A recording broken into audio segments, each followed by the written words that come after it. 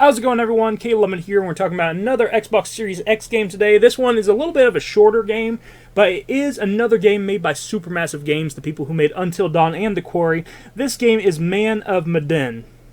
Medan. Is that how you say that? I don't know.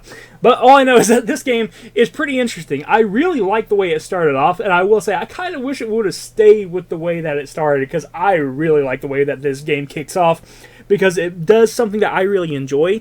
It takes something historical, and it kind of puts a horror twist on it, and I always love that stuff. It starts off as you being, like, soldiers. I think it's around, like, late 1940s, early 1950s, or somewhere around that. And it starts off as just you being some soldiers on a ship, and some bad things happen, some crazy stuff starts happening, some people start dying on the ship, and I was super excited. I was like, oh my gosh, I'm going to be able to play as a soldier throughout this thing.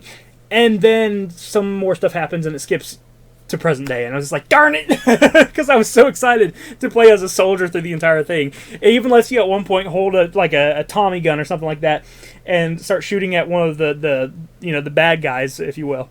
And even though it lets you do that, it's kind of just like a tease, because you don't get to do that anymore throughout the entire game. And I'm so excited to do that, man. I wish that I would have continued down that path. But it takes a different direction, and the direction it takes actually isn't too bad anyway. So after this whole boat gets abandoned and it skips way into the future, and you're playing as different characters, you are basically playing as basically two brothers, and they're with these spoiled rich people. And they're basically going on a diving exploration to try to find this, like, missing plane that's in the water that is connected to that boat. And the whole point of that is basically they find the plane, more bad stuff happens, they get back to the boat, storm happens, and then the big boat shows up. They're on just their little diving boat, and then all of a sudden, once the storm starts happening, that big boat comes out of nowhere. And there's some other stuff that happens. Some pirates get involved. There's a lot of weird stuff that happens. And then you get stranded on this gigantic boat with the pirates that are trying to kill you, and the other supernatural things that are going on. And it ends up being kind of an interesting story, and I did enjoy it. And I will say, one thing I really like about this game is that I did like a lot of the characters. I really like both the brothers. I think that they were really interesting. I really liked the captain girl, and I can't remember her name. I think it's Fliss, I think is her name. I really liked her quite a bit. I wasn't a big fan of the two rich kids. Conrad is one of their names. That's the one I hated the most. I couldn't stand Conrad. The other girl I just kept alive because that was one of the brother's fiancés, and I was just like, okay, I'll try to keep her alive. Conrad, I didn't really care if he died or not, but hey, 4 out of 5 characters ain't too bad. So overall, I did enjoy playing with these characters. I enjoyed learning about these characters and seeing their relationships and stuff like that. Some of the relationships don't really fit together too well. Like, Fliss has a weird relationship going on with Conrad, and it just doesn't really seem like it fits very well. I was actually trying to get Fliss to date Brad instead, because that seemed like a better matching to me. They just seem to have more chemistry, and their personality types match better, but I guess the story writers wanted to go a different direction with it, so it is what it is. But the actual characters and everything, I do like the characters. They did a pretty darn good job with the characters, which fixes a lot of my complaints with some of the other games that Supermassive Games have worked on. So that's good. And the actual supernatural element in this game, it's not bad, but it's not what I was hoping for either. I guess I was hoping for some more actual supernatural stuff to be happening, and it just kind of... It's kind of a letdown. Once you see everything and you get clued into everything, it's like, this isn't what I thought it was going to be. This isn't as exciting. This is just kind of okay. So, like, the monsters in this one, not as exciting. Once you like get further in the story, and you're just like, oh, okay, well, I guess that is what it is. It's not a bad story. I think it was interesting the way they were trying to take it, but at the same time, like, I prefer a more I guess traditional style story than what this was. This wasn't really the way I was hoping this horror game would go.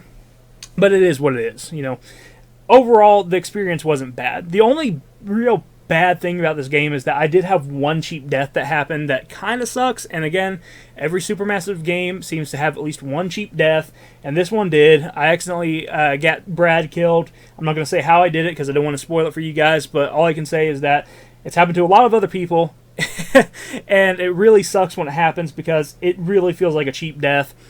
And it is what it is. You know, it just kind of sucks. Takes the wind out of your sails a little bit and makes you a little bit less interested in the game, a little bit less immersed when it happens because it's just like, really, that's what did it, really. So I'm not a big fan of when stuff like that happens, but that's just kind of the nature of the beast when it comes with these supermassive games and how they decide to write the stories. I do hope in later installments of the series, because this is an entire series, the Dark Pictures Anthology, I believe is what it's called. I hope in the later series they kind of fix the cheap deaths, because, I mean, I've played 3 different supermassive games so far, and each one has had a really cheap death. So I really hope they fix that in the future, because I'm kind of tired of just a death happening because they kind of trick you into doing it. I don't like that. I don't like that at all, but it is what it is. The actual gameplay is fine, and it's basically another walking simulator. If you've seen the other, supermassive games, like if you've seen Until Dawn and you've seen The Quarry, you know what to expect. It's more of the same. There is a little bit difference because you do have like a relationship meter, but I didn't really have any issues with it. It didn't really seem to do much, honestly, so I don't really know what that was all about. Maybe there's some more dialogue options you can get if you use it. I never really noticed, so maybe it doesn't. Maybe there's a difference, maybe there isn't, but it has a relationship meter, and I guess in my playthrough it just really didn't matter because all the characters were getting along fine, so I don't know. But and just like in the other games, you do get premonitions of future events and what bad things could happen. And that's kind of interesting too, because in this game, instead of finding tarot cards or finding, I think in Until Dawn they use totems. In this game, you find pictures on the wall and you look into the pictures, and those pictures will give you a premonition, and that's kind of interesting. So they do a different way of doing it, just to give you more hints and stuff like that. And the hints in this one are very... the premonitions in this one are not as helpful as they are in the other games, I will say for sure. But either way, overall, the game's not bad. I think it's pretty good. This game is usually around $10, which is not bad for it at all. It's a pretty short game. It's 4 or 5 hours long. But I think if you're interested in this type of game and if you like what you've played from supermassive games already, you should definitely give it a shot. It's not bad by any means. I definitely think that there's better ways they could have taken it. I would have rather seen this story play out through the soldiers' eyes instead of the eyes of, just kind of a bunch of random people. But it is what it is. I still liked the cast that they provided for the most part, other than Conrad. Screw Conrad. But I still like the cast that they provided for the most part. So overall, I can't say that it's a bad game. I enjoyed it. I hope that they fix cheap deaths in the future, and I'm looking forward, though, to playing the next installment of this game. Thank you guys for watching. Hope that you enjoyed. If you did, hit the like button, subscribe button down below, and I will talk to you in the next video. You have a wonderful day. Bye-bye.